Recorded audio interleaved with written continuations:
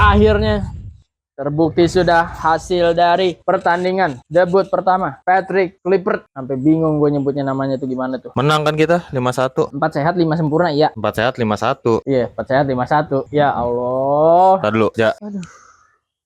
Ini. Itu gue lagi impersonate ekspresi Sintayong pas nonton bareng. Aduh.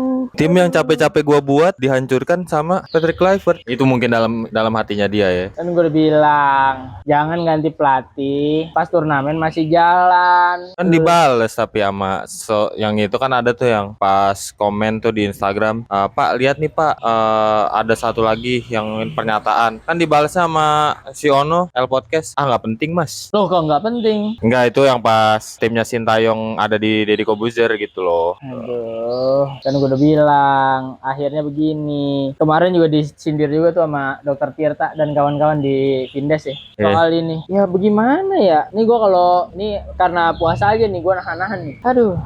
Tapi kita main logis aja dah, kita langsung ke lapangannya aja deh. Belum mulai starting line up muncul formasi langsung ngagetin banget. 3-5-2 ya. Iya, tapi bukannya akhirnya diterapin 4-3-3. Ya gitu dah, kacau juga. Ya orang lu secara nih lu ngelawan Australia yang katanya itu tim dengan counter attack terbaik di tercerdas di Asia. Yang Perancis aja sampai Kanye dengan strategi yang begitu. Gua yang jujur ya, yang gua kaget banget pertama nonton kemarin tuh main di kandang Australia. Woi. Tapi mainnya nyerang, main terbuka. Itu gimana? Oke lah, pertama kayak Australia kita press nih. Australia ke press nih sama kita nih. Cuman lu lihat dah, abis gol penalti nih kan pertama yang Nathan Joaon ngelanggar lah, gitu kan. Nathan Joaon ngelanggar penalti tuh. Tapi sebelum itu kita penalti juga tapi Kevin Dix gagal mengeksekusinya. Terus yang kedua nih, abis Nathan ngelanggar itu penalti, gol. Gol setelah penalti, gol kedua itu cepet banget. Dimana lini belakang kita ada di tengah semua nih. Iya, ngumpul. Tuh. Begitu itu formasi masih gitu tuh 3-5-2. Jadi tuh back kita tuh full back cuman 3 orang doang. Kita ngumpul di tengah. Oke, yang pertama kita berhasil. Maksud gua baru pertandingan baru mulai kita ngepres tuh. Ya wajar, Australia belum mencerna nih. Baru mulai kan. Tempat sundulan J.I. juga kan bagus tuh. Iya. Terus peluang dari Rafael yang akhirnya jadi penalti itu juga bagus. Tapi setelah itu Australia mulai ngelihat peluang nih, mulai cari tahu. Makanya gue bilang Australia juga bagus. Dia ya secara dia predikatnya seperti itu. Walaupun Australia dibilang pincang ya. Lagi pincang-pincangnya. Banyak yang cedera. Malah 5-1 bro. Gila. Ya gitu, karena kalau menurut gue ya itu karena strategi aja sih. Dan strateginya tuh nggak dirubah coy. Iya, di babak kedua juga nggak berubah sama sekali. Kalau dulu kita nih, meskipun kita di babak pertama yang lawan Cina deh, di kita babak pertama hancur-hancuran tuh. Babak kedua kita bisa better gitu, kita bisa lebih baik. Ya intinya ada perubahan lah. Ini gue lihat, aduh kacau banget bro. Jadi ya kalau dibilang skill pemain, menurut gue skill pemain ini bagus-bagus kok ya. Lu lihat aja pemainnya kan, secara latar belakang skill mereka juga bagus. Walaupun ya lu ngomongin belum klop atau gimana. Ya kalaupun belum klop, kalau strateginya juga bener, menurut gue juga nggak sampai 5-1 juga gitu. Karena ini kan sebenarnya fondasi yang udah lama gitu dibuat gitu, dan cuman ada beberapa tambahan pemain baru aja, dan yang kemarin kayaknya pemain baru yang main tuh cuman Dean James doang nih. Jadi ibarat kata ya sebenarnya ya mereka juga sebenarnya make pemain squad yang lama. Tapi yang gua nggak habis pikir kenapa Nathan Joe yang dijadiin starter gitu. Ya, yang katanya pemain-pemain yang nggak aktif di klub nggak mau dipakai. Iya, ini kok jadi malah starter. Jadi starter. Sebenarnya kan masih ada Ivar, Joel juga, Joel sih. Joe Palupesi. Ya, itu juga belum dipakai. Gimana ya, buru-buru naturalisasi Joe Palupesi yang dipakai Nathan. Enggak, maksudnya bukan gua nggak suka sama Nathan gitu, tapi menit bermain di klub lagi yang mempengaruhi gitu kan. Ya itu dia, makanya gue dari awal aja udah bingung sama formasi. Gue sih permasalahan gue sama formasi sih. Lu baru pertama kali ngelatih nih, tapi ya maksudnya ngelatih timnas nih, tapi yang nggak senekat itu gitu. Lu lihat dulu kondisinya benar-benar, lu tonton dulu pertandingan sebelumnya. Sintayong kenapa sih sampai pakai defense? Iya, menerapkan strategi bertahan terus serangan balik. Nah ya hasilnya lu bisa ngelihat dah di pertandingan kemarin gimana. Ujung-ujungnya kita long ball juga kita gagal. Iya, enggak, ujung-ujungnya balik lagi main belakang nih. Iya. Main belakang long ball. Buset, gue bilang kayak lah kok gini lagi. Ya itu, kalau long ball kita emang udah top tier kan. Cara kita oke lah, bagus nih long ball kita, tapi Australia juga udah bisa nebak gitu ujungnya. Jadi ibarat kata ini permainan gak ada variasinya sama sekali. Gue kayak nonton apa ya? Kayak bocah SMA lawan bocah SD. Cepet-cepet banget lagi golnya, gila. Parah. Gol pertama penalti. Penalti, kedua counter attack, Yoi. ketiga bola muntah. Itu yang ketiga gue kaget, ngakak sih gue. Ke- Gue lah kagak jagain lah. Kalau keempat apa deh, lupa gue golnya. Gue juga lupa. Terus kalau yang kelima sundulan. Iya. Kita golin lewat oleh Romeni. Itu juga kalau apa ya? Tapi kita ada peluang tuh. Peluang yang selain Kevin Dix penalti, J.I.Z sundul, itu yang Kevin Dix Ya. ngasih bola, ngasih umpan. Tapi nggak ada pemain yang maju itu. Oleh juga menurut gua debutnya bagus. Gua lihat juga permainan secara variasi dia bagus. Dia coba dari sisi kiri, tengah dan segala macamnya, dia berani ngepres. Menurut gua itu bagus banget untuk debutan ya. Dan akhirnya berhasil juga ngegolin, dan itu salah satu gerakan yang nggak ditebak sih. Maksud gua kok bisa gol gitu loh. Karena dia bener-bener sisinya nih, pemain ini udah serapet itu, dan itu bisa gol karena emang insting dan pengalaman dia udah bagus sebagai striker. Kita beruntung sih dapat striker seperti itu. Ya tinggal gimana kita manfaatin skill-skill pemain ini yang ada gitu loh. Bakat-bakat kita tuh udah bagus banget gitu. Maksud gua ya, Iya. ibarat kata 1000 singa kalau dipimpin sama satu domba ya. Gue tuh kesel banget sama di sosmed tuh banyak yang komen, ya kan ini minim persiapan.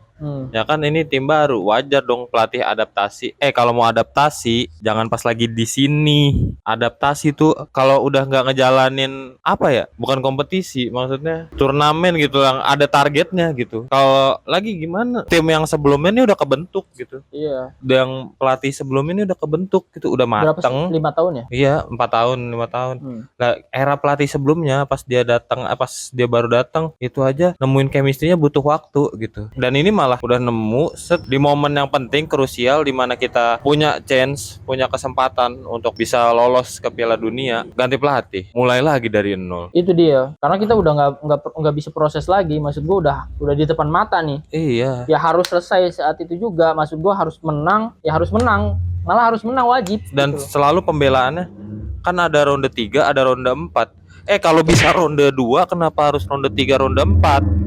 Emang kalau ganti pelatih bakalan ngejamin ronde 2 masih? Ya enggak ngejamin. Iya oke, bener nggak ada pelatih yang bisa ngejamin. Tapi seenggaknya permainannya menjanjikan. Kemarin lu lihat, astaga, mana tuh orang-orang yang menyuarakan ini yang di TV pada diem sekarang? Cair bos. Ya gitu, yang ngelihat aja lah kita secara permainan kita ke belakang ya di grup ini, peluang kita tuh besar sebenarnya. Lawan-lawan di grup ini besar peluangnya. Oke, cuman satu sih counter kita ya Jepang. Jepang emang di atas kertas emang udah sulit banget lah gitu. Tapi Australia ini sebenarnya kita masih punya peluang kok untuk ngalahin dia di peringkat 2 gitu, untuk ngelengserin dia di peringkat 2. Ya tapi ini yang jadi permasalahan ya, kitanya tiba-tiba di tengah kompetisi, di tengah sebuah pertandingan yang jadi gimana sih tolak ukur kita lolos atau enggak yang lawan Australia ini, kita malah ganti pelatih gitu loh. Itu gue dari pertandingan di video sebelumnya juga gue ngomong kok soal itu gue kecewanya sih itu. Jadi emang ya maunya apa gitu, gue juga masih bingung sih sampai sekarang. Susah kalau targetnya AFF, diajak ke Piala Dunia malah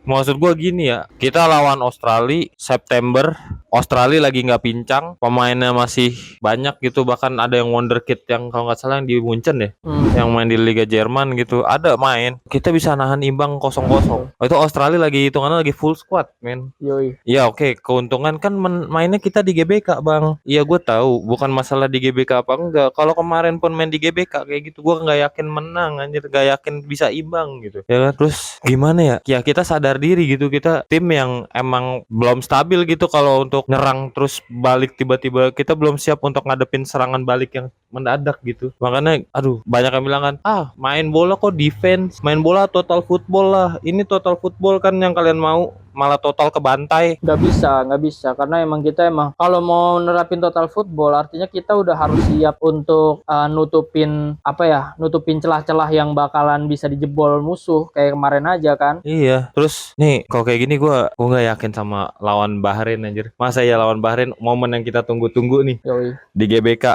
ajang balas dendam. Jadi ujungnya kita jadi malu nih. Ajang balas dendam di GBK setelah kita dicurangin. Kalau permainannya kayak kemarin, gue nggak ngerti dah. Maksud gua Kluivert, lu kan pasti punya strategi dong. Kenapa kemarin gak diubah gitu strategi lu? Lu tahu kalah nih. Dan kenapa pas gol awal lu senyum? Lu lihat dah, kenapa ya? Lu lihat gol awal nih, gua heran banget. Gol awal dia senyum. Lihat dah, gini. Senyum. Astagfirullah, kenapa sih? Gue nggak habis pikir, bener-bener nggak habis pikir. Kenapa ya? Lu di babak pertama kalah 3-0. Gue udah expect nih, wah babak kedua pasti perubahannya bakalan drastis banget. At least kita bisa, permainan berubah lah. Maksud gue, oke, ball position kita menang. Bener, ball position kita menang. Secara passing, akurasi kita menang. Jumlah passing juga kita menang. Tapi kalau ngelihat dari efisiensi permainan, maksud gue dengan target cetak gol, kita jauh banget gitu loh. Ujung-ujung kita mentok di tengah, terus balik lagi ke sisi pertahanan kita, yang mana sisi pertahanan kita cuma 3 orang gitu loh. Ya oke, 3 orang ini orang-orang besar. Jay Ijes, ya lu Jay Ijes mau lari ke kanan kiri. Mes cedera, masuk si Sandy Walsh Babak belur lagi. babak kelur. Yang dia diangkut tuh menit berapa? Iya, itu benar-benar dia udah, itu cedera parah sih jatuhnya. Ya mudah-mudahan sih segera pulih. Terus masuk Rizky Ridho. Telat menurut gua. Kenapa Ridho dicadangin? Nah, itu telat menurut gua.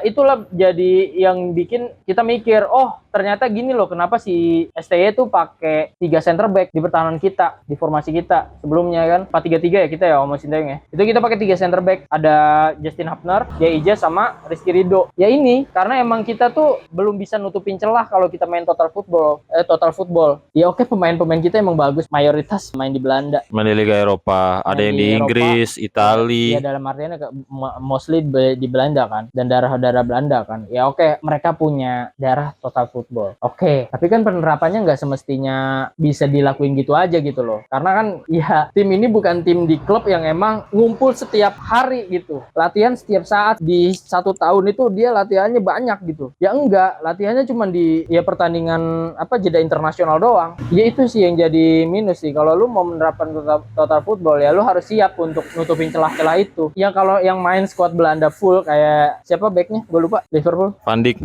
Kalau lu main ya sekelas Van Dijk gitu-gitu. Terus kanan kita kayak Arjen Robben, depan kita Van Persie. Ya maksud gue yang mereka udah biasa main total football ya dari awal gitu loh. Ya mereka udah biasa gitu dan mereka udah tahu nih nutupin celahnya gimana. Udah gitu kita ngelihat juga lawannya. Lawan Australia, ya kan? Number 1 counter attack kuat. Yang mana bisa neken Prancis ya. Ya itu. Lu lihat juga lawannya. Jangan lu peduli sama tim lu doang gitu loh. Lu neliti juga lawan lu nih sebelum lu bertanding. Menurut gue seperti itu. Prancis aja lawan Australia hati-hati. Sekelas Prancis juara Piala Dunia, pernah juara Piala Dunia tuh 2000 berapa tuh, udah berapa kali juara Piala Dunia. Lawan Prancis hati-hati lah kita ini siapa. Iya loh, oke, mungkin lu semua pengen ngelihat timnas main gacor, ngebantai gitu segala macam, main skor dengan permainan yang greget. Cuman lihat kemampuan lagi anjir. Udah gitu kita visioner pemain cuman Haye doang ya, itu jadi masalah. Tom Haye puyeng pak, gue ngeliat dia main nih di belakang ke kiri, dia balikin bola lagi ke kanan, dia oper Jay Ijaz bingung, oper lagi Tom Haye ke kanan lagi, oper lagi coba jauh, ujung-ujungnya apa? Long ball. Iya, Tom Haye tuh kemarin udah emang Australia juga tahu pasti kan otak kita di mana. Ya udah dimatiin. Bener-bener dimatiin, dia Hilhurst tuh dimatiin. Jadi otak serangan kita tuh ujung-ujungnya ya Kevin Dix sama si Dan James ya. Itu udah main di kanan kiri aja, ujung-ujungnya kanan kiri. Ya mentok yang pas dari awal doang ya, yang masih awal pertandingan si Rafael berhasil masuk. Yaitu karena Australia belum panas, belum adaptasi sama ini. Begitu udah tahu habis penalti itu udah wah, ini udah ketebak semua lagi. Modelannya tuh sama kayak pas lawan Jepang. Di GBK. Cuman kan lawan Jepang aja kita 4-0, ya kan? Tapi pemain belum kayak sekarang nih. Dan ya tentunya permainan Jepang itu lebih cepat menurut gue. Iya, kalau Jepang itulah gitu. Ya Jepang juga kita menurun pas Kevin Dix cedera. Waktu itu kan Kevin Dix debut kan. Belum lama main sih langsung cedera. Iya, cedera. Nah, setelah itu baru deh itu kita dibombardir, kaget. Maksud gua lawan Jepang aja permainan hati-hati. Kita masih kayak gitu. Ini kemarin dari menit awal main langsung terbuka. Gue bilang, aduh, kaget coy. Ngeri banget gue nontonnya. Aduh, bener aja kan gol kedua. Memang pas gol pertama nih, Australia gol pertama, kita masih ada tuh, masih nyerang deh. Itu kan sampai ada beberapa peluang juga. Gol kedua tapi ampun. Sekali serang Australia, dibalikin masuk. Ya mau gimana lagi, back kita juga udah tinggal 3. Sejago-jagonya Martin Pais, nggak ada back yang nge-backup dia Sulit lah. sulit. Gawang selebar itu, bro. Iya, lu mau kiper siapa? Casillas, Van de Sar, Oliver Kahn, Lehmann. Siapa lagi nama-nama besar tuh kiper? Atau yang lagi sekarang Kepa, apa Courtois. Ya Dan- 1 lawan 1 begitu, peluang golnya ya lebih besar daripada peluang save-nya. Dan gue juga kemarin sadar kalau pemain-pemain depan kita tuh nggak kayak yang waktu kita sebelumnya ya. Maksud gue pemain-pemain depan kita yang dulu itu harus turun. Selalu turun ke belakang. Rafael turun ke belakang. Rafael yang paling depan aja turun ke belakang. Ini gue lihat kemarin, Nunggu. ya ujung-ujungnya jadi banyak nunggu gitu loh. Oke turun, tapi ujung-ujungnya ya nggak nyampe turun banget sampai ke belakang banget gitu, enggak. Kita butuh kayak gitu, butuh pemain. Makanya ST gue juga jadi ngerti kenapa ST milih Rafael Struijk ya. Karena dia emang pemain yang bisa turun ke belakang, maju lagi ke depan dengan waktu yang tepat gitu loh. Tapi kemarin gue lihat tuh kayak hilang gitu loh. Momen kayak gitu tuh kayak hilang. Karena emang lu mau mundur ke belakang pun di tengah tuh udah 5 bro. Buat apa gitu loh. Jadi ya akhirnya Rafael Struijk memutuskan untuk nggak turun gitu. Karena emang udah 5 nih di sini nih.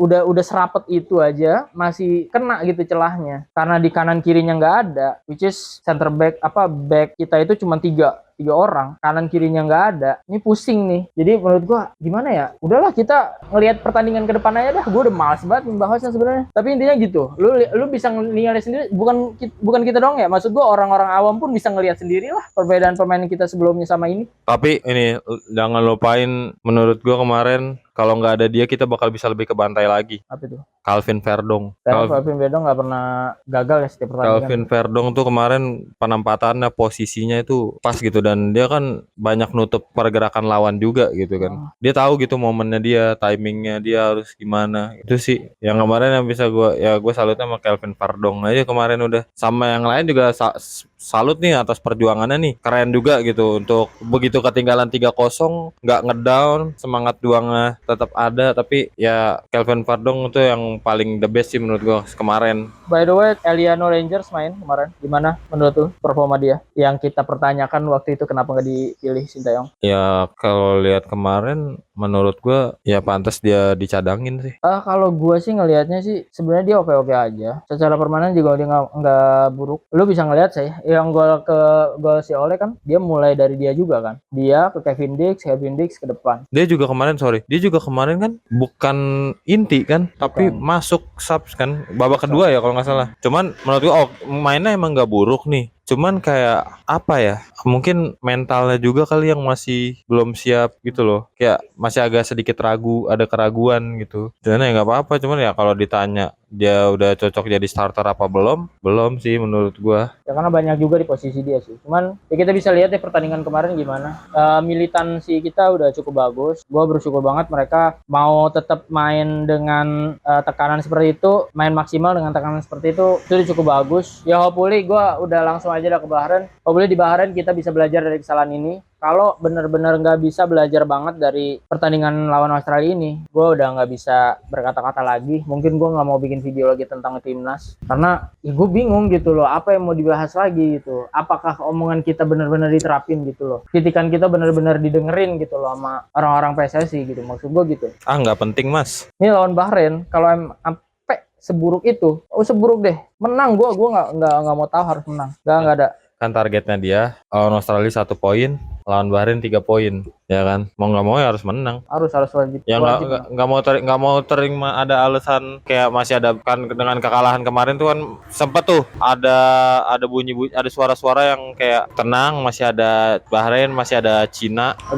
Nggak bisa. Lu kalau misalnya tenang kayak gitu, ya tenang dilihatnya dari performance-nya lagi, mainnya kayak gimana gitu. Kemarin pas Sintayong kalah sama Cina aja kan pada diapain tuh, pada ngebantai lah, pada inilah. Sekarang 5-1, kemana? Kok nggak ada suara-suaranya untuk mengkritik? Dan gini aja sih, ya langsung masuk ke harapan aja deh. Gue udah males banget bahasnya sebenarnya. Kayak gini, lebih sakit hati sebenarnya sih. Harapan lu deh. Harapan gue udah menang, udah belajar dah dari kesalahan itu, dari kesalahan kemarin. Gue itu aja, gue gak ada lagi, gue udah bingung gue. Lu apaan? Ya sama, menang. Dan harapannya juga semoga sih nama-nama besar kayak Lanzat, Alex Pastur, yang selama ini digadang-gadang kayak gimana. Terus juga Dirteknya siapa yang dulu di Barcelona, Dirtek atau siapa tuh Gue lupa. itu ya, mempelajari lagi lah buat skemanya yang matang. Ini timnas bro. Pelajari musuh, jangan pelajarin orang-orang kita aja, pelajarin musuh, benar-benar pelajarin musuh. Udah gitu Iya, aja. sama jangan malu buat nyontek yang sebelumnya juga nggak apa-apa lah. Ya. Gitu. Gue cuma mau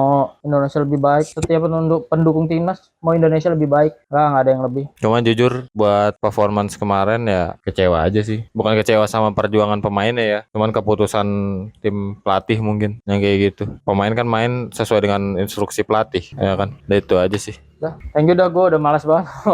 Ending. Assalamualaikum.